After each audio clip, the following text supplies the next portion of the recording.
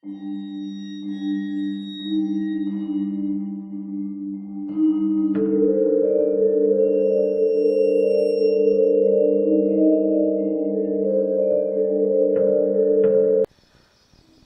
සිද්ධ වෙන්නේ 2010 වර්ෂයේ. ඒ අත්දැකීම මගේ මුළු ජීවිතේටම වගේම මගේ ගෝලයෝ දෙන්නටත් සදාකාලිකවම අමතක නොවෙන පාඩමක් ඉගෙනුවා. මගේ විශ්වාසවන්තම ගෝලයෝ දෙන්න තමයි සුදතුයි නිමලුයි. ඒ දෙන්නත් එක්ක මං ගියේ ඊටාම භයානක විනයක්. ඒ කියන්නේ මහසෝන් බන්ධනයක් කපන්න. ගමනාන්තයේ පිහිටලා තිබුණේ නගරයේ කලබලයෙන් බොහෝ ඈත කැලෑවට මායිම් වෙච්ච නිසංසල ගම්මානයක. ඒ වැඩේට දවස් දෙකක් තිස්සේ අපිට යන්න සිද්ධ වුණා. ගොඩාක් දුර ගමනක් යන්නට මටත් මගේ ගෝලයෝ දෙන්නටත් රියදුරු මහත්තයාට සිද්ධ වුණා. ගමන පිටත් වෙන්න කලින් දවසේ මං ඒ දෙන්නටම නීතිමාලාවක් දැම්මා. මගේ හිතට දැනුනේ මේ වැඩේ සාමාන්‍ය බන්ධන කැපිල්ලක් නෙවෙයි කියලයි. මොකද අද්භූත බලවේගයන්ගේ දැඩි බලපෑමක් මේ වටේ තියෙනවා කියලා මට පෙර නිමිති පහළ වුණා. මේ ආපල්ලා අද කොරන්ට යන වැඩේ නම් ගොඩාක් අමාරු වැඩක්. මං කිව්වේ දැඩි ස්වරයකින්. ගෙහුල්ලා එනකං උඹලා දෙන්න නිතරම සිහි කල්පනාවෙන් ඉන්න ඕන. වැඩේ කොරද්දී ගොඩාක් උනන්දුවෙන් බලාන ඉන්නත් ඕන. හැබැයි රජෝ මගේ අවසරයකින් තොරව කිසිම දෙයකට මැදිහත් වෙන්න නම් එපා. මම කියන වෙලාවටම පන්දන් ඉල්ලනවා. ඒ වෙලාවටම දෙන්න ඕන. දුම්මල ඉල්ලද්දී ප්‍රමාද නොවී දුම්මල දෙන්න ඕන. ඒ වාගෙම මේකයි වඩාත් වැදගත්ම දේ. අපි නතර වෙන තැනදි හරි, ගෙදරදි හරි, ගෙදරින් පිට කොහෙදිවත්, ගෙදර අයටවත්, තමුන්ලටවත් මම දාන සීමාවෙන් පිටට නොයා ඉන්න වග බලා ගන්න ඕන. නිතරම ගෙදර අයව දැනුවත් කරන්න ඕන සීමාවෙන් පිට නොයා ඉන්නයි කියලා. මම දාන ආරක්ෂක සීමා ගැන විහිළු තහළු කරන්න එපා. සෙල්ලම් කෙරුවොත් එක්ක මරණය, එහෙම නැත්තම් පිස්සු වැටිලා තමයි නවතින්නේ. තේරුණාද උඹලට? උඹලා මගේ වචනේ කඩ කරොත් මටවත් උඹලව බේරගන්න බැරි වෙයි. සුදතුයි නිමලුයි බයෙන් ගැහි ඔළුව වෙනවා. අපි පරණ වාහනේට නැගලා ගමන ආරම්භ කරා. පාර දෙපැත්තේ තියෙන්නේ මහ වනාන්තරේ. ඒ අස්සෙන් යනකොට මට දැනුණ හරි අමුත්තක්. මොකක් හරි අදෘශ්‍යමාන බලවේගයක් අපේ පස්සෙන් එනවා වගේ හරියට.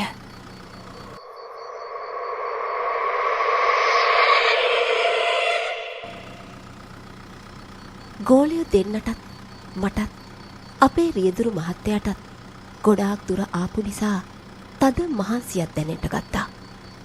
මං මගේ අත්ඔරලෝසුව බැලුවා. වෙලාව හවස 7ට කිට්ටුයි. ටිකක් මහන්සි ඇරලා යමුද? මං අපේ ඩ්‍රයිවර් මහත්තයාගෙන් ඇහුවා. ඩ්‍රයිවර් මහත්තයා මගේ වචනේ අහන කල්ම බලා හිටියා වගේ hina වුණා. මම මේ කොයි වෙලේ කියයිද කියලා බලා හිටියේ. ඔය ආයිනේ තියෙන තොටුපොළ ළඟ හෙන නතර වෙලා යන්.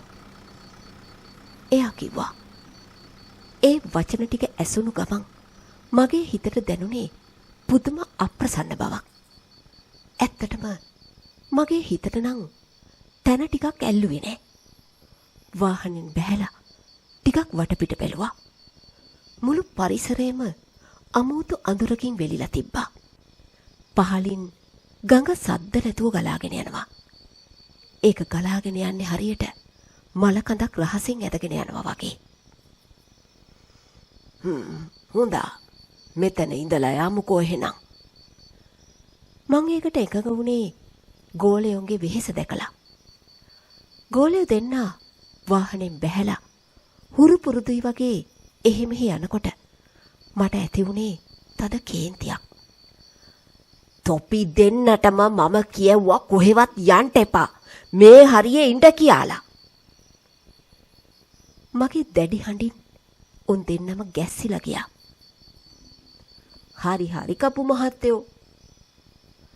සුදත් එහෙම කිව්වත් නිමල් නම් රහසින් වගේ සුදත්ට මොනාද කුටු ගගා ගඟ පැත්තට ගියා. මට දැනුනේ ඒ මොහොතේම මොකක් හරි ලොකු වැරැද්දක් සිද්ධ වෙන බව. මාත් ඩ්‍රයිවර් මහත්තයත් වාහනේ දොරවල් ටික ඇරගෙන ටිකක් හාන්සි වුණා. මම මගේ ඇස් දෙක වහගෙන කුඩා ආරක්ෂක මන්ත්‍රයක් ජප කරන්න ගත්තා.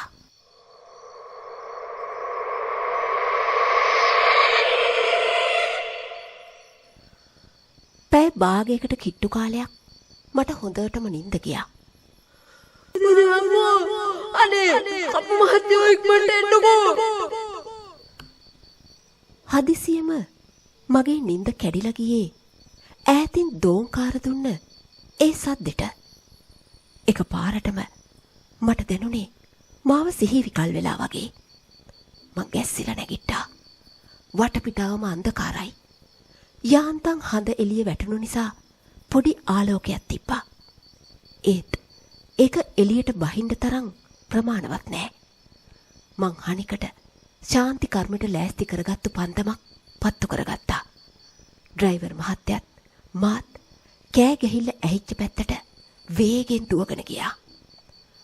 අපි දෙන්නා ඈත තියාම දැක්කේ එක ගෝලයෙක් වුණ සුදත් දුවගෙන එන විදිහ. සුදත්ගේ ඇස් අමුතු දෙයකට යොමු වෙලා ඇති බවක් තමයි පේන්න තිබ්බේ. ඒ දුවගෙන එන්නේ සුදත්ගේ සාමාන්‍ය වේගකින් නෙවෙයි. ඒක අස්වාභාවික වේගයක්. සුදත්ගේ මූණේ තිබ්බේ භයංකාර විකෘති හිනාවක්. ඩ්‍රයිවර් මහත්තයෝ පැත්තකට වෙන්න. මූ එන්නේ ආවේශකින්. මං කෑ ගැහුවා. මං කොහේ ගියත් මගේ අතේ ආරක්ෂක වේවැල අරගෙන යන්නේ. වේවැල අතට ගත්ත මම සුදත් එන පාරේ හරස් අතට රහස් ඉරක් ඇඳා. මගේ මන්තර බලෙන් ඒ ඉර සීමාවක් වුණා. ආවේශයෙන් ආපු ගෝලයා ඒ ඉර පහුවෙනවත් එක්කම දරා ගන්න බැරි තරම් වේදනාවකින් වගේ මරහූ තියාගෙන බිම වැටුණා. සුදත් බිම වැටිලා දඟලන්න පටන් ගත්තා. ඩ්‍රයිවර් මහත්තයා මූව අල්ලන්න. හැබැයි පරිස්සමෙන්. මූට දැන් තියෙන්නේ යකෙක්ගේ හයිය. මං කෑ ගැහුවා. ඩ්‍රයිවර් මහත්තයා සුදත්ගේ අතකින් අල්ලන්න හදනකොටම සුදත් උගේ කට ලොකු කරලා ඩ්‍රයිවර් මහත්තයාගේ අත හපා ගන්න පැන්නා. උගේ ඇස් දෙක උඩට කැරකිලා තිබුණේ. හරියට සුදු බෝල දෙකක් වගේ. මං විගහට මගේ මන්ත්‍ර කළ වේවැලෙන් සුදත්ගේ පිට හරහා පාරක් ගැහුවා. ඒ ගහපු පාරට මිනිහා ටිකක් පසු බැස්සා. අපි දෙන්න එකතු වෙලා සුදත්ව උස්සන්න හැදුවා. විශ්වාස කරනවද?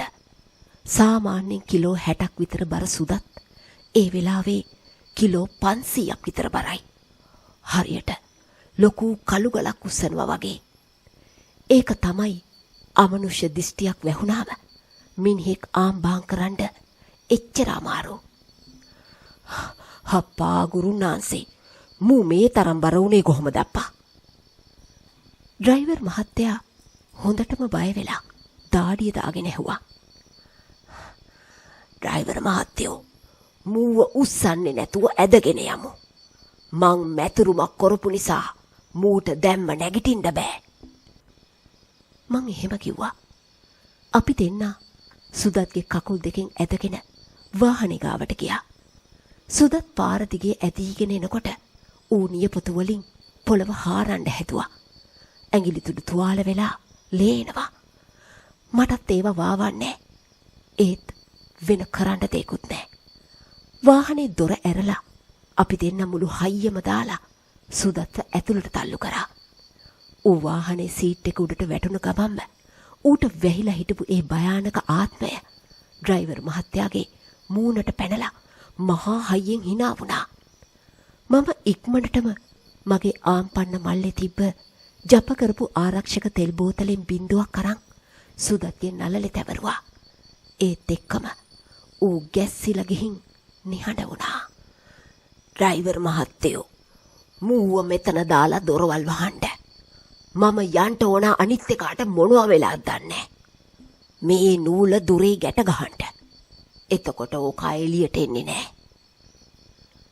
මං මගේ මල්ලෙන් ජීවන් කරපු නූලක් අරන් ඩ්‍රයිවර් මහත්තයාට දීලා ආයෙත් අඳුරු තොටුපළ දිහාට දිව්වා.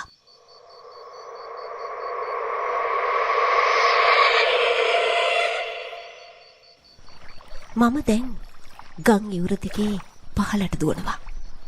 මට ඈතින් ඇහෙන්නේ රෙදි ගලේ ගහනවා වගේ අමුතු සද්දයක්.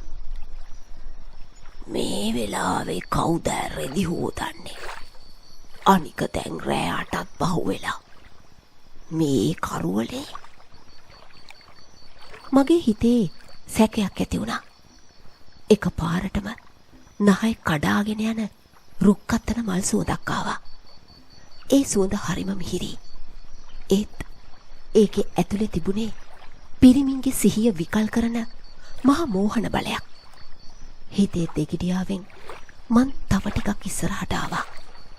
එක පාරටම දැකපු දෙයින් මං ඉද්ද ගැහුවා වගේ එහෙම්මම නතර වුණා. ගඟ මැද තිබුණු කළු ගලක් උඩ හඳ එළියෙන් නෑවිච්ච ලස්සන තරුණියක් වාඩි වෙලා හිටියා. එයාගේ කොණ්ඩේ තද කළු පාටයි. ඒක දන හිසටත් වඩා පහළට. එයා හෙමින් සීරුවේ රෙදි හොදනවා වගේ අභිනයක් කරා. ඊටත් වඩා එතනින් ආවේ කාම රූපී වූ සිහිය විකල් කරන රුක්කත්තන මල් සුවඳක්.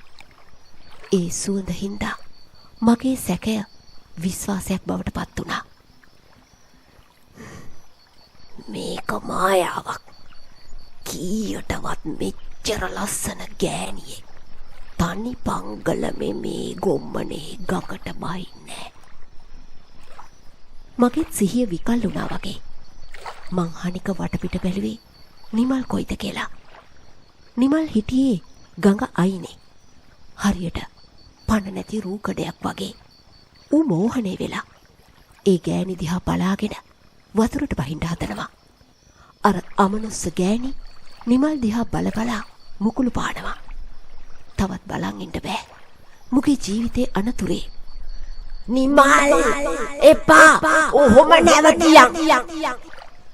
කෑ ගහන ගමන්ම අතේ තිබුණු වේවැලට මම මන්තර ජප කරා. ඊට පස්සේ ඒ බලවත් වේවැල වතුරට දැම්මා. ඒත් එක්කම අර ලස්සන රූපය එක පාරටම විකෘති වෙන්න ගත්තා. ඒකෙගේ මූණේ හැම තට්ටු පිටින් ගැලවිලා බීමට වැටුණා. ඇස් දෙක තිබුණු තැන්වල තිබුණේ ගිනිගෙන දැවෙන රතු පාට වලවල් දෙකක් විතරයි. ඒකෙගේ රෝස පාට තොල් දෙක පෑදිලා කට දෙපැත්තෙන් අඟල් 4ක් විතර දිග කහ පාට වෙච්ච උල් දත් එළියට පැන්නා. ඒකේ එක පාරටම මන් දිහා බලාගෙන ඒකෙගේ දිග කළු නියපොතු විහිදලා මහා භයානක විලාපයක් තිබ්බා. ඒකෙගේ ශරීරයෙන් අර රුක්කත්තන මල් සුවඳ වෙනුවට දැන් එන්නේ කුණු වෙච්ච මල සිරුරක දරා ගන්න බැරි දුර්ගන්ධයක්. තෝ මොන යක්ෂණී වුණත් මගේ ගෝලයට අත තියන්න දෙන්නේ නෑ මං. මම්මගේ වේවැල උලුක් කරලා අෂ්ට බන්ධන මන්ත්‍රය ජප කරා. ඕම් ජං ජං ප්‍රෝ ප්‍රෝ දාං දාං යක්ෂයා යක්ෂණී ජාරේ ජං ඕම් ශ්‍රී බන්ධයන්. අෂ්ට බන්ධන මන්ත්‍රය කියන්නේ සාමාන්‍ය මන්ත්‍රයක් නෙවෙයි. ඒක හරියට මහා බලගතු සිරගයක් වගේ. යක්ෂයන්ගේ හරි ප්‍රේතයන්ගේ හරි දිෂ්ටිය සම්පූර්ණයෙන්ම අකර්මණ්‍ය කරලා උන්ගේ බලය බිඳලා දාන්න තමයි මේ මන්ත්‍රේ පාවිච්චි කරන්නේ. මන්ත්‍රේ බලයේ වැදුණු ගමන් අර යක්ෂණී තමන්ගේ සැබෑ විකෘති ස්වරූපයෙන්ම වෙවුලන්ට ගත්තා. ඒකිගේ ඇස් දෙකෙන් ගිනි පිටවෙන්න වගේ රතු වුණා. ඒකි මට සාප කරන්න හැදුවත් වාක් බන්ධනය නිසා ඒකිගේ කටින් වචන පිට වුණේ නෑ. අන්තිමේදී ඒ යක්ෂණී මහා දෝංකාර දෙන විලාපයක් තියලා එක පාරම අතුරුදහන් වුණා. ඒත් එක්කම අර තිබුණු මහා දුර්ගන්ධයත් නැති වෙලා ගියා. මේ හැම දෙයක්ම සිද්ධ වෙන්න ගියේ අසුරු සැනයි. මාත් හිටියේ ආරූඪ වෙලා වගේ. මේ මන්ත්‍රය මතුරුලා ඉවර වුණාම මගේ මුළු ඇඟම දාඩියෙන් තෙත් වෙලා මහා වෙහෙසක් දැනුණා. මං හනික බැලුවේ නිමල් දිහා. මල හත්ති ලව්වේ. මං ඔළුවේ අත ගහගත්තා.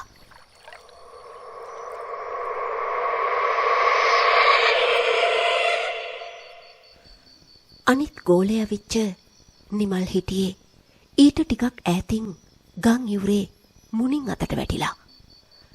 නිමල්ගේ අත්පා සම්පූර්ණයෙන්ම දරදඬු වෙලා තිබ්බා.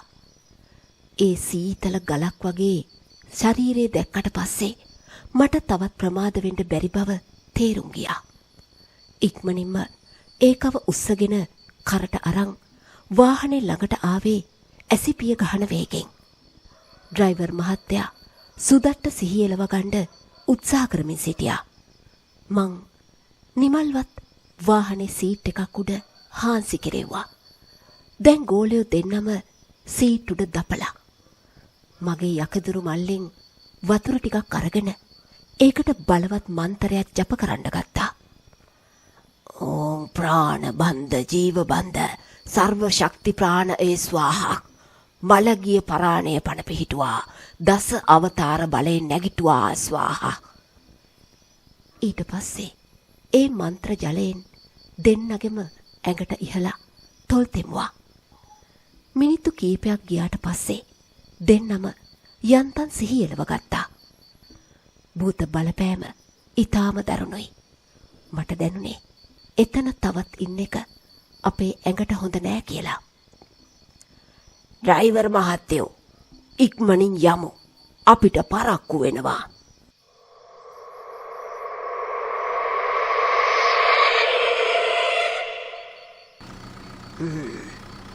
දැන් කොහොමද තොපිට?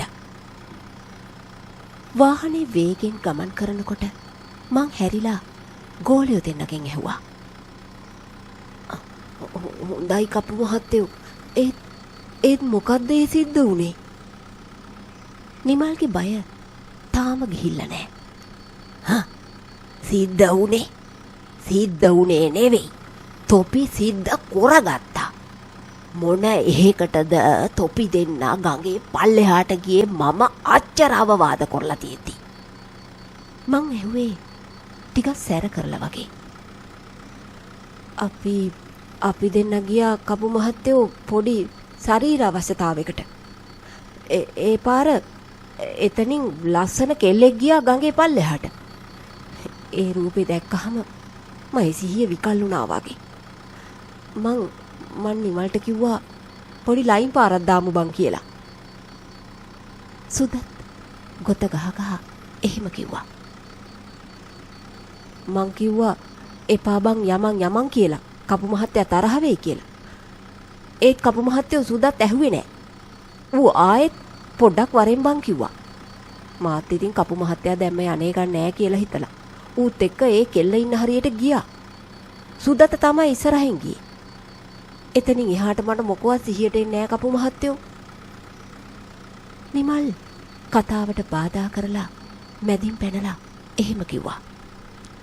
නෑ මේ නිමල කියන්නේ බොරු. මූ මගේ පස්සෙන් ආව කිව්වට මං නම් දැක්කේ නෑ.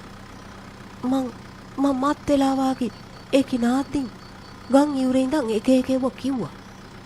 මගේ කට නිකන් මට අයිති උන්නේ නෑ වගේ කපු මහත්තයෝ. මට ඕනේව නෙවෙයි ඒ කියුවේ. එකපාරටම ඒ ගෑණි වෙනස් වුණා. ඒ ගිනි ගහන ඇස් මට තාමත් මතකයි.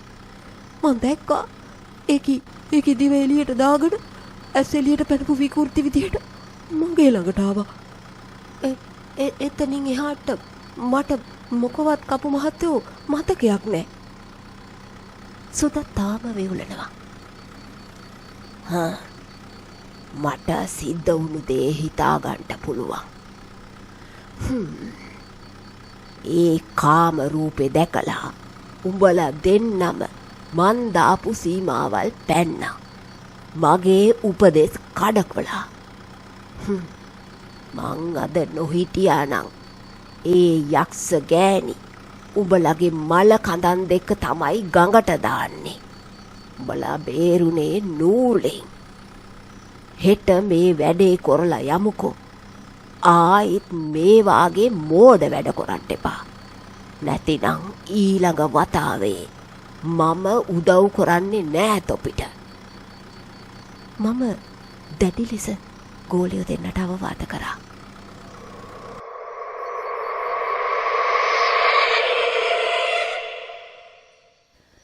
සෑහෙන්න වෙහෙස වෙලා හිටපු අපි ගෙදරට ළඟා වුණා. ගෙදර අය අපිව පිළිගත්තේ ගොඩක් ආදරෙන්. කපු මහත්තයෝ ගොඩාක් මහන්සි පාටයි. තේඩින් ගිත්තා බීලම ඉමු. ඒක හොඳයි. මේ ගෝලයෝ දෙන්නට තේඩින්ගත් දීලා නිදාගන්ට සූදානම් කරන්ට. මං කිව්වා. එදා රෑ ඒ ගෙදර නතර වෙලා පහුවෙනිද වැඩේට සූදානම් වුණා. හැන්දෑ කාලෙදී මල්යහන් හදලා තටු හදලා විනය කැපිල්ලට අවශ්‍ය සියලුම බඩු බාහිරාදිය සූදානම් කරගත්තා. විවේක වෙලාවකදී නිකමට වගේ මං ඒ ගෙදර හිටපු වැඩිහිටි කාන්තාවකගෙන් වත්තහේන තොටුපොළ ගැන අහලා බැලුවා. අපේ අප්පා අහන්ට එපා කපු මහත්තයෝ. එතන මහා භයානක තැනක්.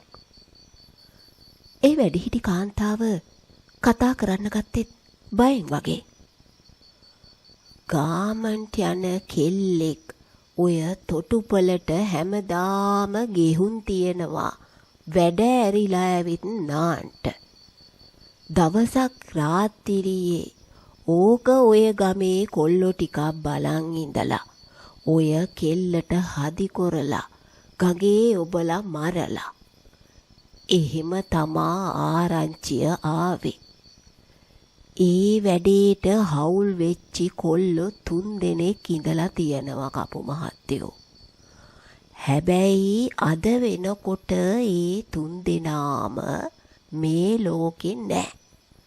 උන් මලා ඔය තොටුපොළ ළඟදිම. මොකක්ද උනේ කියලා කාටවත් හිතා ගන්න බැයිලු. උන් එතනට ඇවිදින් බෙල්ලි වැල දාන එකම තැන එකම අත්තේ මැරිලා තිබුණා. ඔයි කෙල්ලගේ ආත්මය අදටත් එතනට එන පිරිමින්ගෙන් පලිගන්නවා.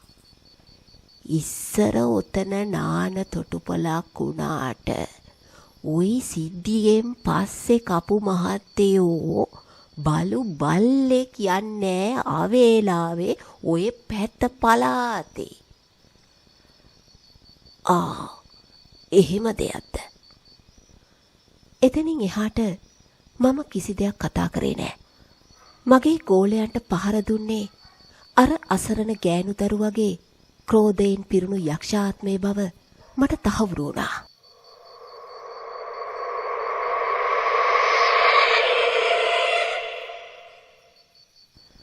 රාත්‍රියේදී ආපු රාජකාරිය කරන්න පටන් ගත්තා. මං මගේ මැතිරු නූල් ඇදලා නිවස වටා ආරක්ෂක සීමා දැම්මා. ගෝලියෝ දෙන්නටත් දැඩි ලෙසම අවවාද කරා. යක් බෙරේ අරගෙන වරපටවල් ඇදලා ටිකක් බෙරේ පදම් කරගෙන වැඩේ පටන් ගත්තා. මගේ මන්තර සහ යක් බෙරේ සද්දෙන් මුළු ප්‍රදේශයම දෙතරලා ගියා. මහසෝන් බන්ධනය ඊටාම බලවත්. දීර්ඝ වේලාවක් තිබුණු යක් කංකාරියෙන් පස්සේ උදේ 3ට විතර මං ඒ බන්ධනේ කපලා අයින් කරා. බන්ධනේ අයින් වුණාට පස්සේ ඒ ගෙදරට අමුතුම නිදහසක් දැනුණා. ගෙදර අයගේ මූණේ භයංකාර බව නැති වෙලා ගිහිල්ලා සැනසුම් සුසුමන් හෙලනවා මන් දැක්කා. පහුවෙන්ද උදෑසන ගෙදර අයගේ ආශිර්වාදත් ලබාගෙන උදෑසන ආහාරයත් අරගෙන අපි ආපහු එන්නට ආවා. එදායින් පස්සේ මගේ ගෝලයෝ දෙන්න වුණ සුදතුයි නිමලුයි කිසිම දවසක මේ වගේ බන්ධන කැපිලි එහෙම නැත්තම් අද්භූත වැඩවලට එක්කන් යන්න මට බැරි වුණා. උන්ට ඒ අත්දැකීම මුළු ජීවිත කාලෙටම ප්‍රමාණවත් වුණා. අද්භූත බලවේගයන්ගේ දරුණු ස්වභාවයයි උපදෙස් කඩකිරීමේ විපාකයි ගෝලයෝ හොඳින්ම තේරුම්ගෙන තිබ්බා. උන් දෙන්නා තාම ජීවත් වෙනවා. ඒත් තොටුපළේ ඒ විඳපු අඳුරු අත්දැකීම සදාකාලික කම්පනයක් වෙලා.